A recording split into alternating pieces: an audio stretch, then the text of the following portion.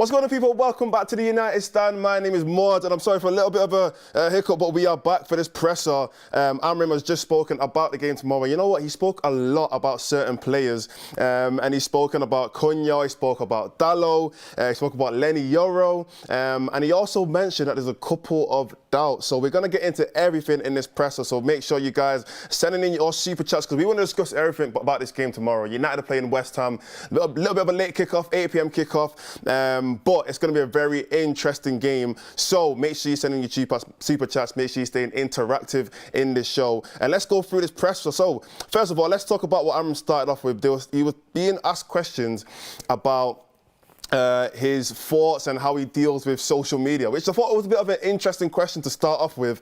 I mean, you'd think, you know, they might ask about the game straight away, but he was asked about socials, he was asked about his thoughts on how does he deal with it. And Amorim pretty much said, look, he doesn't watch or listen to anything. Amorim said, look, whatever comes out on social media, don't ask him about it. He doesn't know. He does not know anything. He tries to stay away from it because he feels like the more he listens and the more he watches, it'll put a bit of doubt in his mind. It might make him feel like he's not, I don't know, good enough, etc. But he doesn't listen. He doesn't watch. He doesn't listen to anything. So all the comments, all the tweets, you know, all the big platforms that speak about him, he does not listen to anything. And to be fair, I think it's positive. I think it's a good thing, because at the end of the day, we don't want a manager who's on Twitter all day looking at what people are saying about him. That's a bit, he's like 39 years old, 40 years old. We kind of want a manager who is a bit more tapped in, he's a bit more locked in, he's not focusing on what, you know, what other people are saying about him, and he's focused on what United want him to do and achieve and win games. So yes, I personally feel like that's a positive. I think that's a good thing. And I appreciate the fact that, you know, Amorim has that kind of maturity, because let's be honest, we've had a bit of, as United fans, we've had a bit of problems with, you know, players and etc. kind of, you know, focusing too much on social media, liking tweets, etc. There was something recently about Dorgu liking a tweet for about 10 minutes, and then he unliked it. And, you know, I don't really want to get into that too much, but, you know, that could have been an accident. You never know, these kind of things. People like stuff. Some people like stuff by accident. But I'm a bit happier to know that, you know what, he isn't actually focusing on what people say, because at the end of the day, he needs to focus on what's right for him and what's right for the club. And if he's listening to all these noises around the club and around, like I said, social media, TV, etc., it can put a bit of doubt in his mind. And at the end of the day, it's not going to help us. It's not going to help him. It's not going to help the team, not going to help the club. So I'm actually happy about that. I'm happy about what Amorim said in that case. Now, next thing I want to bring up, and this is one of the most interesting things he said, and I want you guys to kind of let me know who you think he's talking about, because he didn't say any names, which was a bit of a, I can tell that obviously he's not completely sure about the situation, but he was asked about any injuries going into tomorrow's game, and he said yes, Sesko, as we all know, is injured. Harry Maguire still not available, but he also said there's 2 doubts for the game. There's 2 players that are doubts. Now, he said he's not going to say who it is, because depending on who the players are, that could affect or change the way how he wants to play the game or how he sets up. But I'm assuming it's very important players, because if it wasn't important players, let's say it was, I don't know, Ugarte or Mainu or who's on the bench. Let's just Ugarte, Mainu. He's always on the bench for us. It could be Martinez, whoever it is. He would have just said it. I feel like he would have just came out and said, yeah, these guys are a doubt. But he said, look, I don't want to mention who these players are. And so let me know in the comments right now, who do you think's a doubt? Which 2 players do you feel like he's talking about? Because they're clearly important players. They're clearly players that is obviously vital and needed in this team. And literally, depending on if they can play or not, can completely change where we sets up. Now, there's not been any real news around certain players getting knocks or certain players not showing up for training or etc. So there is no real evidence out there to say it could be this player, it could be that player. But let me know in the chat, what do you guys think? Who do you think it is? A lot of people are saying Bruno. You know what? That's a good shout. That's a good shout, because if you remember watching the last game, there was a point where he was holding the back of his leg, and it did look like he was holding his hamstring. It was after like a wild shot or clearance or something. It was like a clearance, and he's missed the ball. And after that, he was holding the back of his leg. So I know you guys remember it. So Bruno could be one of the players. It's not Cunha. it's not Cunha because he did speak about Cunha in the press conference. So that's one player that I know it's definitely not. It's not Cunha. But let me know, who else do you think it could be? Because there's 2 players, by the way. So if one of them is Bruno, who do you think the other guy could be? Mason Mount, potentially. Yeah, we know Mason Mount could get injured. You know, he's one of the players who has been injured this season already. I also know that it's not Lenny Yoro because he did speak on Lenny Yoro as well in the press conference, and he did speak about, obviously, you know, trouble, the difficulties he's having so far this season and confidence, etc. We're going to get into that in a second.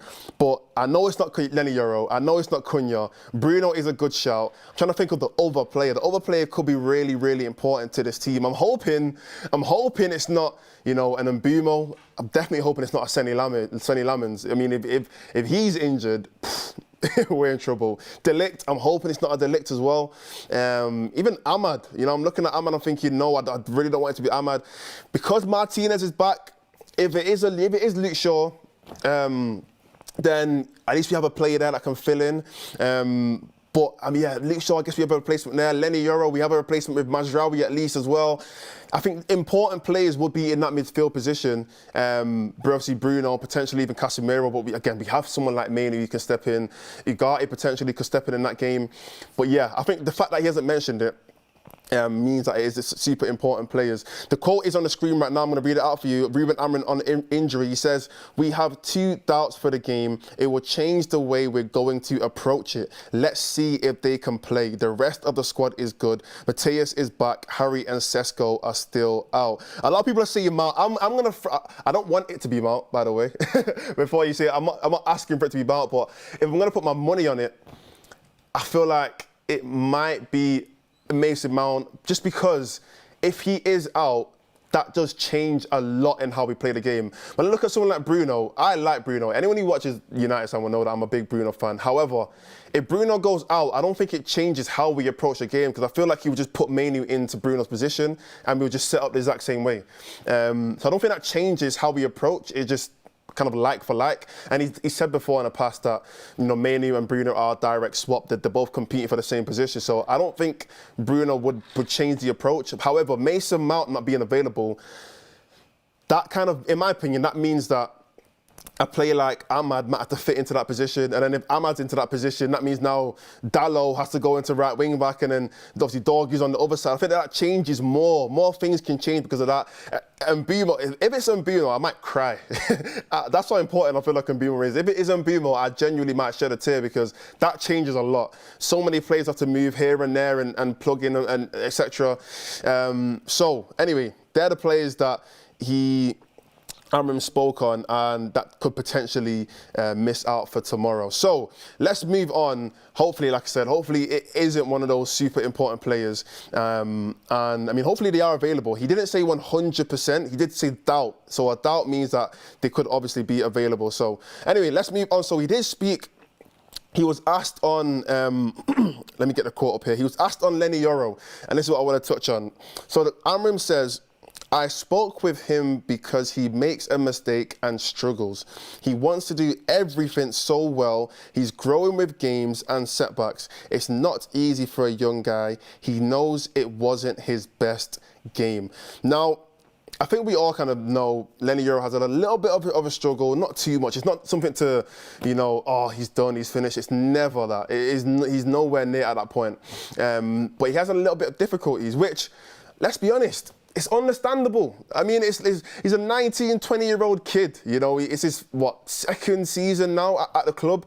He's playing pretty much every game. The only person who he would have been able to sub out for was Harry Maguire, and Harry Maguire's been injured. So Lenny Yoro is playing regularly every single game, and he is good enough to do that. I'm definitely not trying to suggest that Lenny Yoro shouldn't be starting or etc. I think he is capable of starting the game, but at that age, you're going to get caught out more often than maybe someone who's more experienced. And confidence is really important when it comes to the development of players. I feel like as a manager, and not just the manager, but the players as well that are around him, the club, the coaches, everyone comes into play and has a factor on the development of these kind of young players.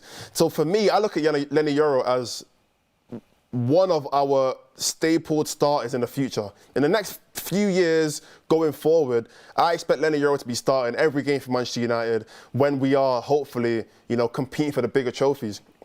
But right now, he is at a point in his career where he's learning every single game. I remember last season, he had a difficult game against Southampton, and I think we lost that game 3-1. But after that game, he learned.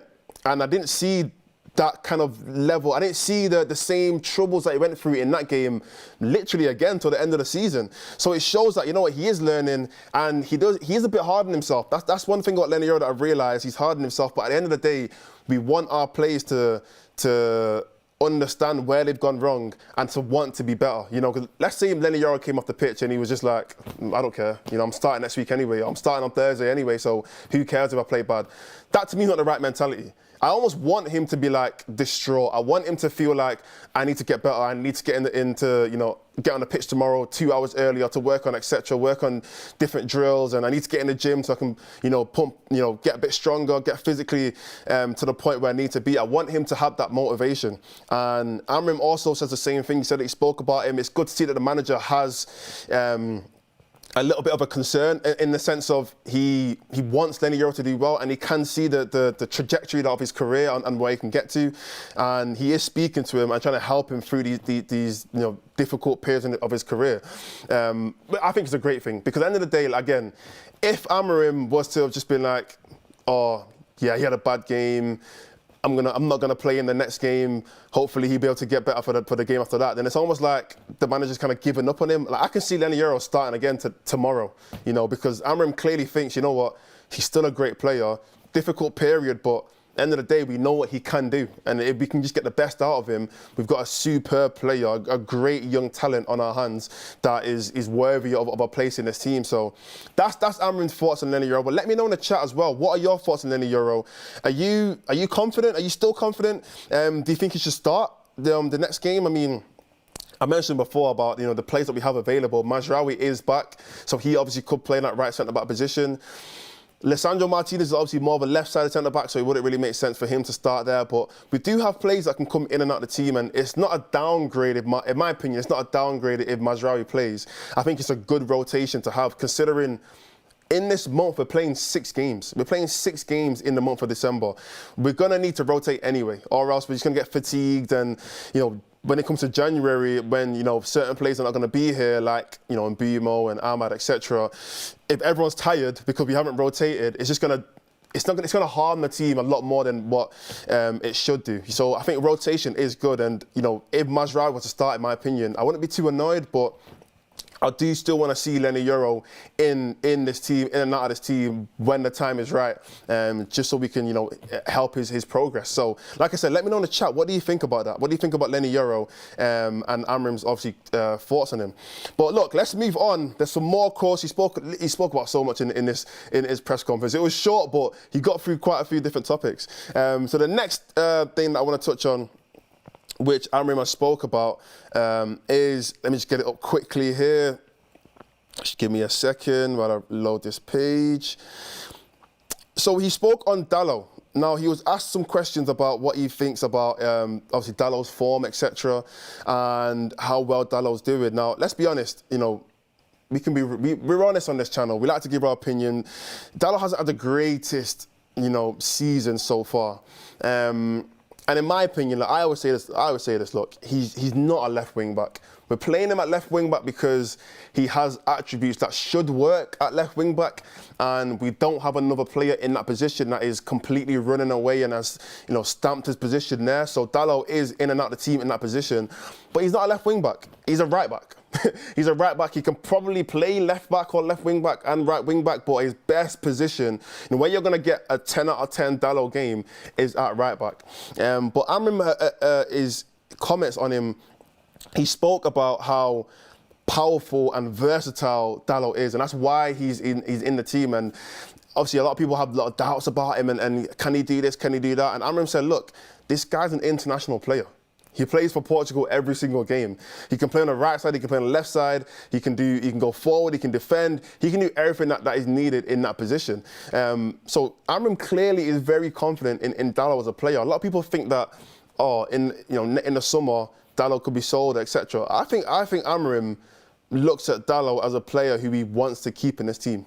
I genuinely think that, and not even just necessarily because of ability, also just because of his mentality. I spoke to someone about Dalot, and they were saying that Dalot's the kind of player to pick up the cones at the end of training.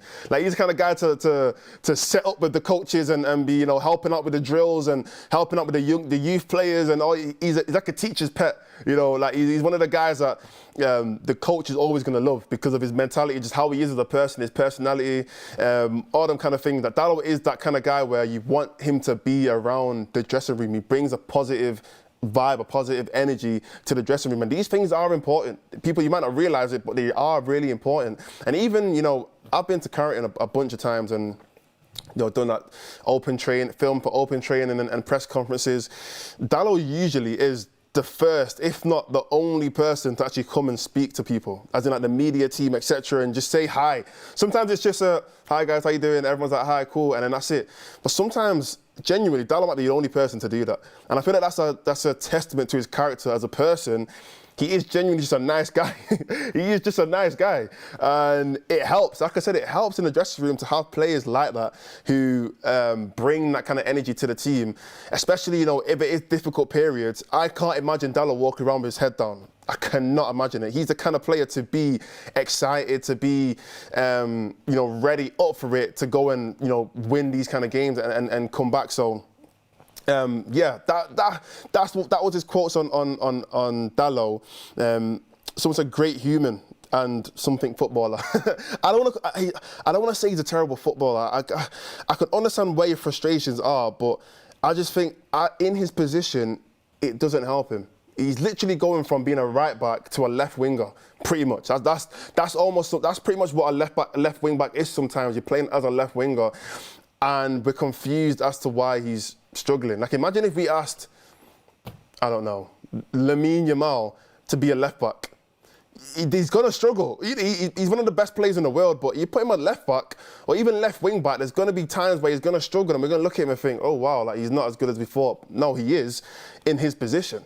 In his best position, where we're going to get a 10 out of 10 game from him will be in his favourite position. I just think Dalot, because he is on that left-hand side, it's a different game. Anyone who's played football will understand what I mean, by the way, because not to say that I played at professional level, I'm not saying that, but just to give an example, before you guys get on to me in the chat, I used to play football a little bit, and I used to play on the right. Sometimes I play as a right back, sometimes I play like on the right wing. When you go on the left-hand side, it almost feels like a different game. The things that you're used to doing, even like the angles that you receive the ball at, these guys train the same thing every day, over and over and over again, so it's muscle memory. If you go and switch side, you don't have that same muscle memory. You know what I'm trying to say? Like, you have to learn that again. Even crossing, he's obviously not left-footed, so his crossing is not going to be as good, and tackling and interceptions and these kind of things, it makes a difference when you're on the other side. Not every player can just adjust straight away. As right-footed as you are left-footed, it's not that easy. So even though I'm critical of Dalot, you guys know I'm critical of Dalot, but I have to give him a little bit of a blind in the sense of he's just not in his position, so it's making him look a lot worse. But yeah, anyway, the super chat in from Kai Robertson. How can any defender develop in this system when the CM is not protecting you? You know what? It's a great super chat.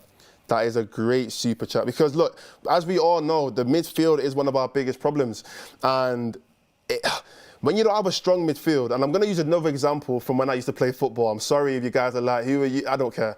When I used to play football, my coach used to say this. I used to play centre-back at one point, yeah? This was my football team, not school.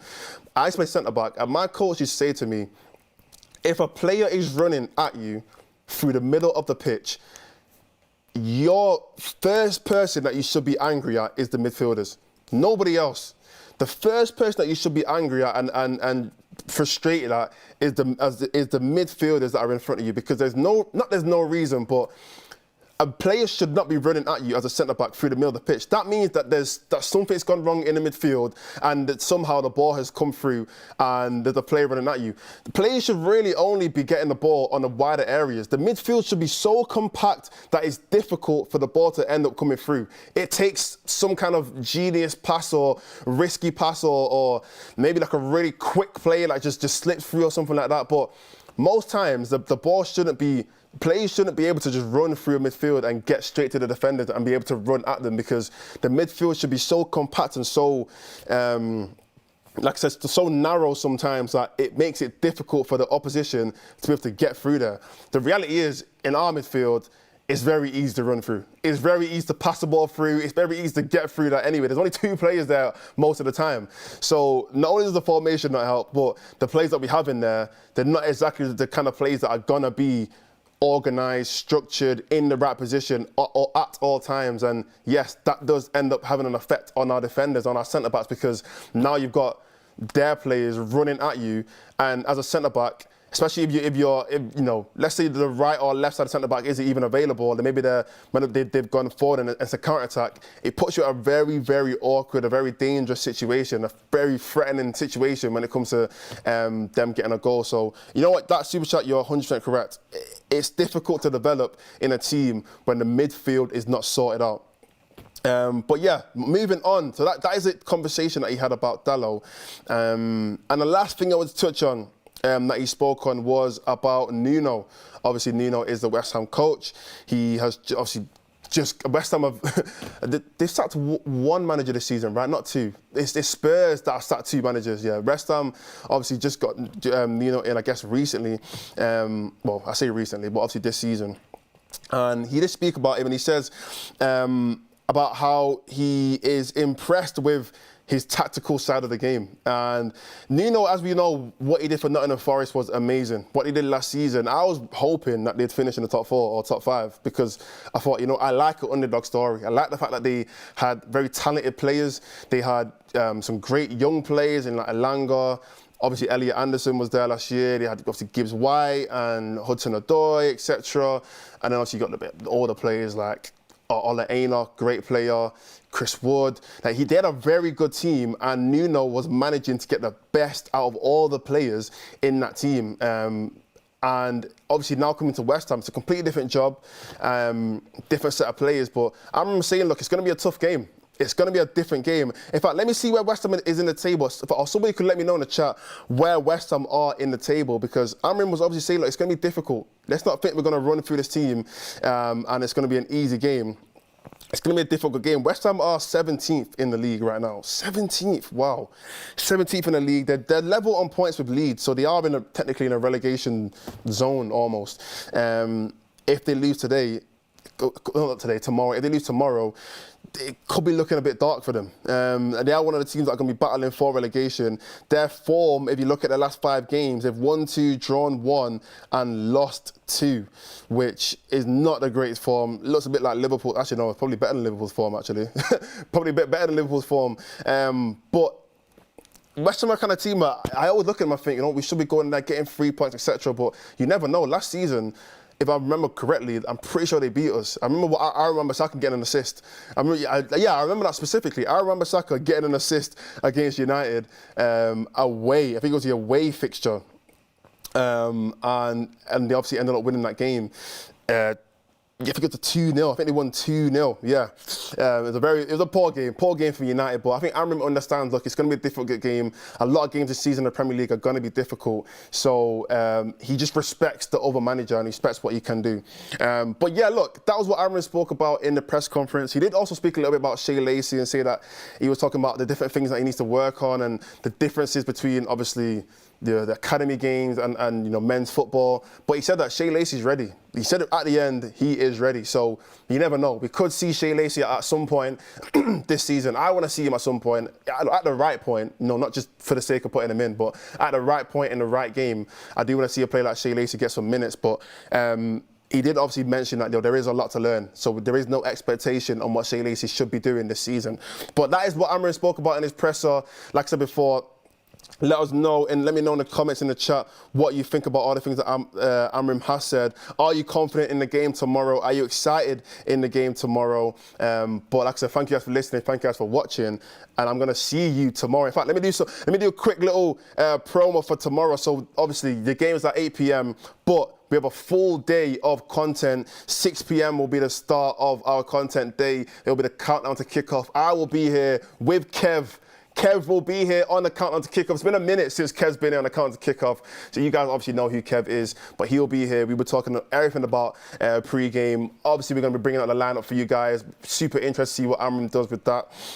But yeah, the countdown to kickoff will be at 6 p.m. Mark will be live at 7:30, and he will be doing his watch along. And then after the game, make sure you're staying tuned for the fans forum, and we'll be obviously Kev will be there. I'm not gonna say who else will be there. I'm just gonna say Kev. You guys gotta come and watch and see who else will be on the fans forum. But other than that, that's football today. Arsenal is playing Brentford, and there'll be a watch along on That's Football with Mark at 7:30. So make sure you're tuning in for that game. Obviously, it is midweek game, so there are games on today, tomorrow, Thursday, midweek Premier League games, and on Friday as well, Bundesliga. Make sure you're checking out the live game. As you guys should know by now, if you've been watching United Stand or watching That's Football, you should know that Bundesliga have the live games on That's Football. So Mark will be watching it. The game is Borussia Mönchengladbach. Yeah. I think that's how you pronounce it. Let me know if I got that wrong, if I completely butchered it. But I'm pretty sure you pronounce it Borussia Mönchengladbach versus Mainz. Yeah, great game, amazing game. So make sure you're checking it out on Friday, 5th of December. Stream will start from 7:15. The game will start at 7:30. So make sure you're checking that out. And lastly, make sure you copy your Christmas jumper. I'm gonna try and grab it quickly. Can I get it? There it is. Make sure you're grabbing your Christmas jumper. Link will be in the description. Cop your Christmas jumpers. It's getting cold outside. It's like 2 degrees. Don't get a cold. Yeah, don't get a cold because you didn't go and decide to get a Christmas jumper. Make sure you're copping them. Amazing jumpers here. And that's all. That's all for right now. But like I said, I'll see you guys tomorrow on the countdown to kickoff. Thank you guys for watching.